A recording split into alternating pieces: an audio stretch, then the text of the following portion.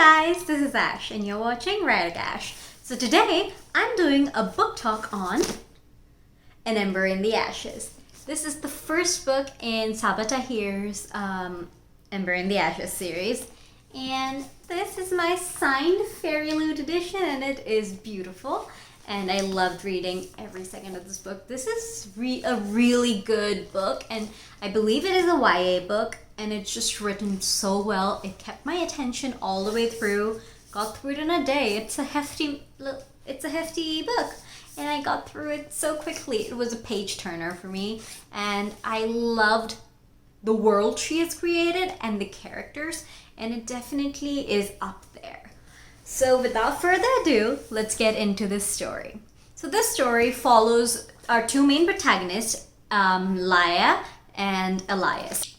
So Laia is a scholar girl who has lived with her grandparents and brother for most of her life, and until the Empire, the Masks, kill her grandparents and arrest her brother because her brother was seen doing something illegal, and he had this sketchbook with him with like these plans, and they came after him and they took him to prison.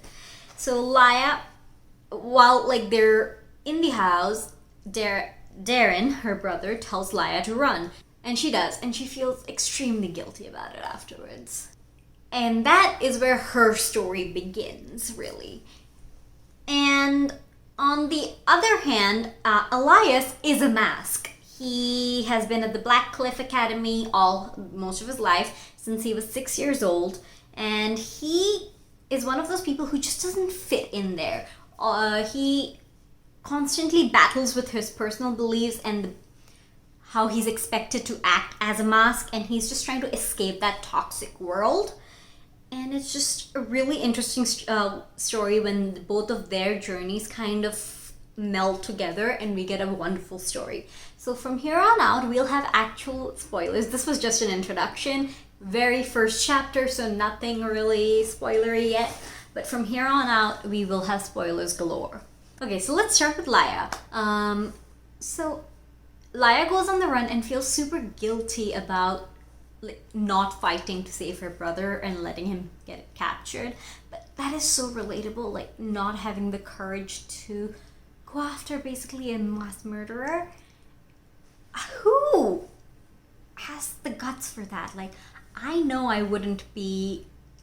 I don't have the backbone to fight like that. And as much as I admire characters who do, as much as I love women who are strong in that way, I know that is not me, and that made her kind of relatable, to be honest. And I did love her development throughout this book. So she goes on the run, but she has is determined to save her brother. So she finds the rebels, the resistance, basically, who are trying to take down the Empire because of their horrible treatment of the scholars. They basically enslaved the scholars, and so she goes and finds them, and she runs into Sana and Keenan. So Sana is the leader of a faction of the resistance, and Keenan is the second in command to the overall leader.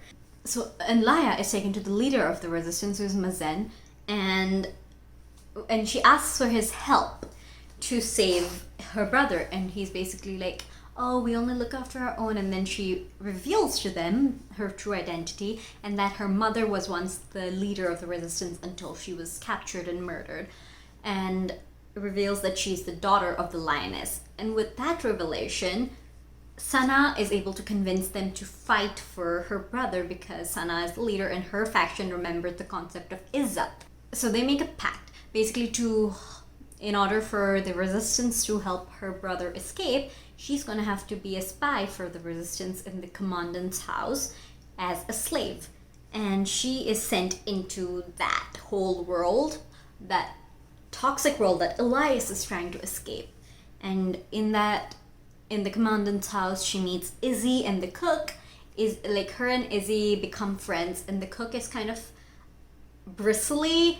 She is extremely detached from everything because she's been through a lot, and you can see that in her actions. She cares for Izzy and she cares for Laia from what it looks like, but she's just been hurt so badly and she knows how bad these people can be, she tries to make it all look like she doesn't give a shit, because that helps people from not getting hurt. If you don't care about people, no one can hurt them to hurt you. And that makes so much sense. Now switching back to Elias. So as we know, Elias was trying to escape that world. The reason he's a little different from all the others in the academy is because he was raised by these tribes people, and specifically by a tribeswoman who was his foster mother, who raised him to be kinder, who raised him to be better than the people in the Blackcliff Academy. And he plans to desert his role at the start of the series, but just before he attempts that, he is confronted by an augur, who are these like all-knowing creatures. They can read minds and they have red eyes. Twilight vampires. Anyway, so he faces the augurs, and one of the augurs, Cain, and he basically tells him that if you run away, you'll escape the academy, but you will become what you hate most. You'll become cruel and all of that. But if you stay, you will truly have the opportunity to escape. So he decides to stay when he is basically given the option to be an aspirant to become the emperor, because the emperor doesn't have any valid male heirs.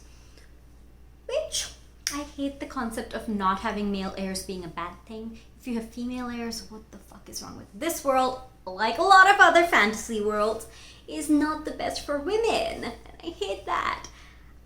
To be honest, I wouldn't want to live in any other century, because women have not had it good. We still don't have the perfect world, but we have a better life than the women before us. We have more opportunities and we have far more freedom. And just this book and so many other fantasies just like make me think about that. Going back, speaking of women, there are two masks that have been women. Elias's own mother, the commandant, and Helene, who is Elias's best friend. We'll talk more about her later. So Helene is also one of the aspirants to become the empress. So that confuses me. So you can't have female heirs, but you can have a female potentially become empress? That doesn't make sense. So maybe they didn't have any heirs at all. It was just phrased as no male heirs. Going back, so they, in order to become the emperor, they have to pass 4 trials, and you have to win at least 2 of the trials to become emperor. And one person will become the emperor, and one person will become the blood shrike, who is second in command. And the other 2 will either die in the trials or they will be executed. And it is just, it is high stakes. It kind of reminds me a little bit of like Goblet of Fire, Throne of Glass. Not the same, obviously. It is just unique in its own way, but it also has those elements of the competition, and I love a good competition. And I think this book did a good job of balancing all of that. Okay, so this is where their story Elias and Laya's story kind of merges. So Elias meets Laya, who is his mother's slave, when he goes to meet, like him and the other aspirants go to meet with her. And there's just like an instant kind of a connection in a way, not like romantic at all in the beginning, but some kind of a spark. And then when Marcus, who is one of the other aspirants and a cruel son of a bitch, kind of attacks Laya, Elias's instant reaction is to go stop Marcus. And Helene stops him because defending a slave in this world is considered a big no-no. And we see like these ways that like Elias differs from the rest of the masks. Even Helene, who isn't a bad person necessarily. Helene just cares about the rules so much, like she is rules. And she like looks past a lot of the bad because of the rules. And she does believe that the slaves are inferior to them because they conquered and they won. And it is just it's what it is, and you see the development as we go. Now going back to Laya, as Laya is working in the commandant's house as her slave, she's also kind of spying on her. She's sent on a task to go meet with Spyro Tolumen, who is basically a weapon maker who we later find out worked with her brother. Her brother, Laya's brother, was Spyro's protege. And the plans in his books, in his sketchbooks, were the plans they were working on together, making weapons that the scholars could use to attack the marshals. And obviously, they Spyro never told the Empire that, because why would he get himself killed? And the Empire doesn't know that's what he was doing. They just think Darren was one of the resistance people, so they treat him as such. Also, so the commandant is just a cruel woman. We do learn more about her past a little bit later in the book, but she tortures her slaves, and Izzy, she took out one of Izzy's eyes when she was 5 years old. So she's cruel. She defaces her slaves, one, to stop them from constantly being raped by the masks and all the older academy students, because it's okay for them to do it. Which, I mean, obviously it's not shown in a good light, and it's shown as to be a horrible thing that they're doing, but it's still annoying that it's a thing. Anyway, so Laya opens one of the letters the commandant sends out, and the commandant's like, why did you do that? And then she carves her name, like her initial, on Laya, which is just horrifying, and that gets infected. And Elias, who already feels this kind of guilt for not protecting Laya from Marcus, decides to help her by saying, I'm gonna get you like these, I think bloodroot or something like that, to help you heal. But then the first task starts. So switching back to Elias. In the first task, him and Helene are nearly killed by Marcus and Zach, the other two aspirants. Marcus and Zach are twins, by the way. And they do that on the commandant's order, so his own mother is trying to get him killed. I feel slightly bad for her because of everything with her father, but that still doesn't excuse how she treats her own son. I get her resentment because despite her being such a badass, her being the best in her year and all he gave a shit about was the fact she didn't have a penis, and when he got a grandson, he automatically names him the heir because he has a dick. That was it. That was all that mattered, which pisses me off. And obviously it pissed her off. And I don't think that's what made her the cruel bitch she is.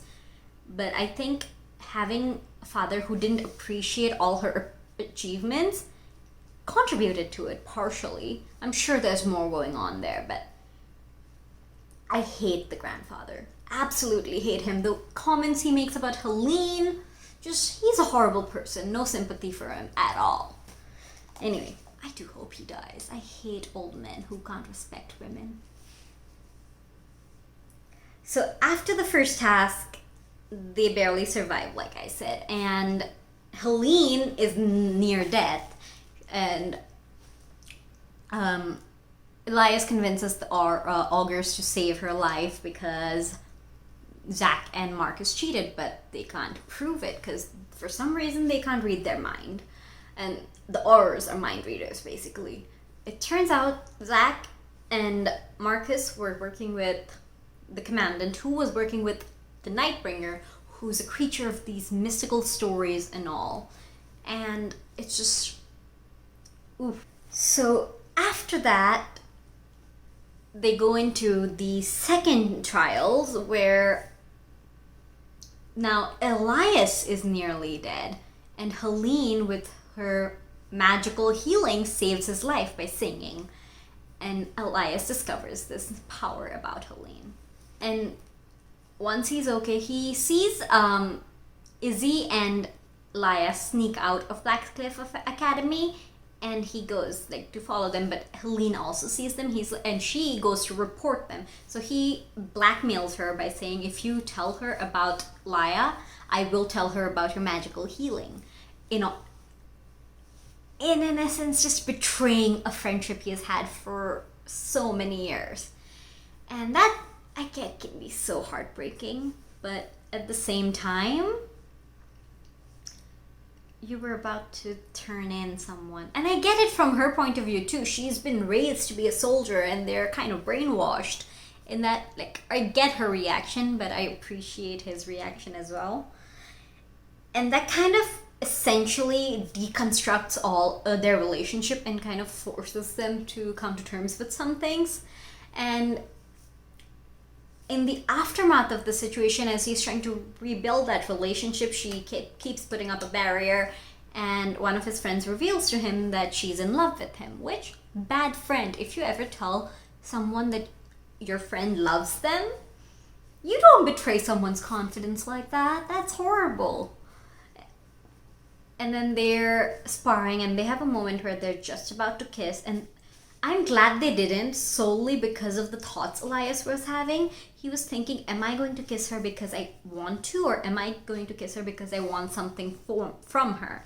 And if it is the latter, Helene, who's in love with him, it would break her, and I'm glad they didn't kiss. And going a little bit behind, as we talked about, Laia and Izzy were going to sneak out to the Moon Festival, and Elias follows them. At the Moon Festival, she meets with the Resistance, with Keenan. They have a moment, and she also tells the Resistance everything she's learned. She's learned about the Emperor coming to the Academy, and after that, her and a mysterious stranger who turns out to be Elias have a moment. They dance, and the Moon Festival is raided. So Elias reveals himself, and they escape. He helps them get back into the academy. And right after they're in there, the commandant comes in. He sees her first, and he tells her to pretend like he is raping her, essentially, and tells her to fight back.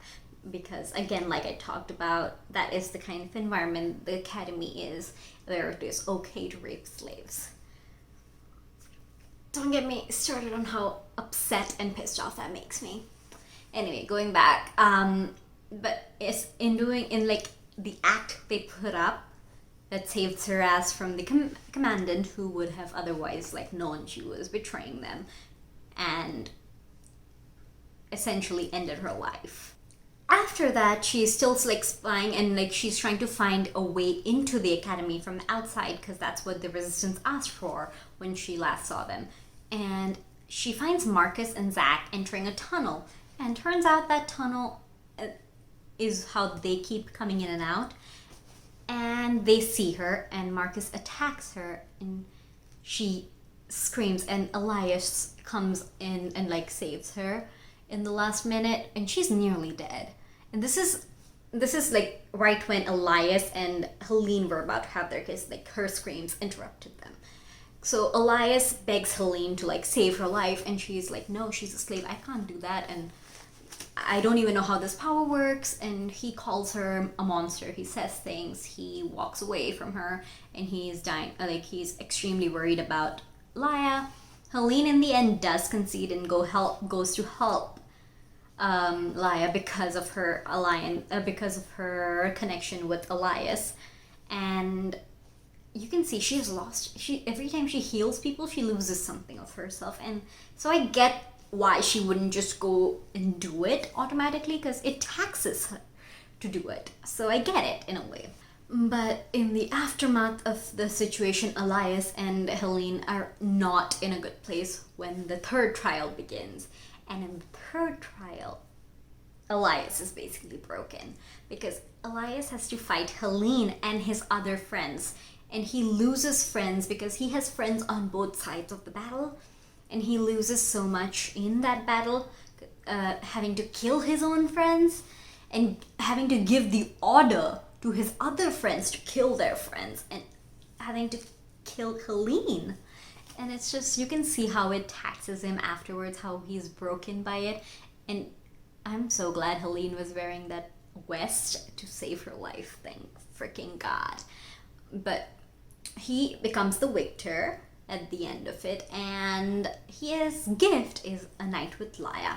So him and Laya have a very non-sexual night together, because he is not the kind of person who's going to take advantage of someone like that. But they have a very good moment where they connect with each other. They open up about everything that's going on somewhat, and they share what they're going through. They do have a moment and a kiss, but it is extremely respectful, and I'm glad he's not one of those douchebag masks that exist in that academy. But after the third trial, he has basically decided he's never crossing that line again. He regrets completely what he had to do to win that, and he would never do it again, he decides. And after the trial, Laya is found out by the commandant. Basically, she's assuring the cook and Izzy that Elias wouldn't rape her. He didn't rape her, he wouldn't. And the commandant walks in, and she already knew Laya was a spy, but she was using Laya Laya was trying to spy on her. And she basically takes Laya and is obviously the ruthless bitch she is. And one of the augurs comes in and then take her for the fourth trial. So Laya is the fourth trial, basically, and the aspirants have to kill her. Speaking of the aspirants, Zach and Marcus had to fight each other, and Marcus had to kill Zach. Marcus in no way was good at all. Every piece of him was bad. But I think he did love his brother, and killing his twin brother really broke him. And he was already cruel, but I feel like that's going to impact him in the next book, and it's going to impact his storyline so much. So going back, now they have to kill Laya, and Marcus obviously has no qualms, so Helene knocks him out, and she tells Elias to kill her. And then when he refuses, she goes to kill her. And Elias basically says, if you want to kill her, you have to go through me. And they're at a stalemate when Marcus goes and kills Laya. And at the end of the trial, it's also announced that the Emperor is dead. And Marcus is announced to be the Emperor. And Helene becomes the Blood Shrike. And Elias becomes sentenced to death because he technically betrayed the Empire by refusing to follow that order. And he is taken to a cell, which is when the commandant comes and talks to him and reveals to him that the moments after he was born, she did care about him a little bit. She took him to a tribeswoman and left him there, but she was going to come back to kill him. So not excused, she is still a horrible person, but also I kind of get her resentment of him, to know that despite everything you've done, your father still won't give you 1 ounce of respect because you're a female. That is jarring. And also, just because your son is a male, he automatically gets everything from your father after obviously he's discovered. It's just, I fucking hate the grandfather.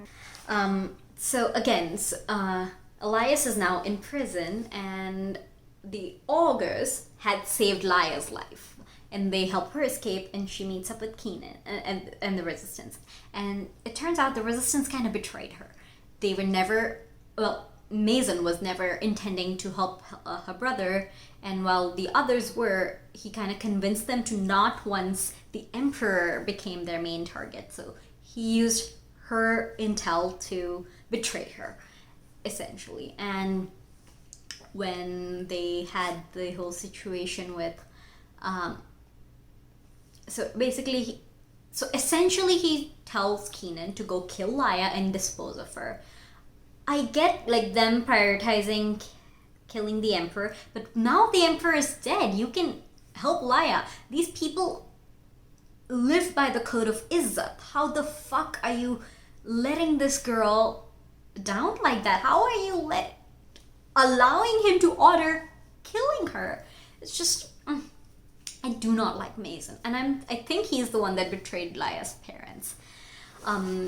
So Keenan does take her away, but he doesn't kill her. They make a plan to meet up and try saving her brother, but she decides to go back to the academy first to help Izzy and Elias. So she helps Izzy escape and meet up with Keenan, and then she goes to save Elias with the help of the cook, who puts up these explosions, and she takes Elias from there. And as they're escaping, Helene helps them, and Elias takes off his mask, hopefully for the final time, never having to put it on again. I'm hoping, because he hates that mask.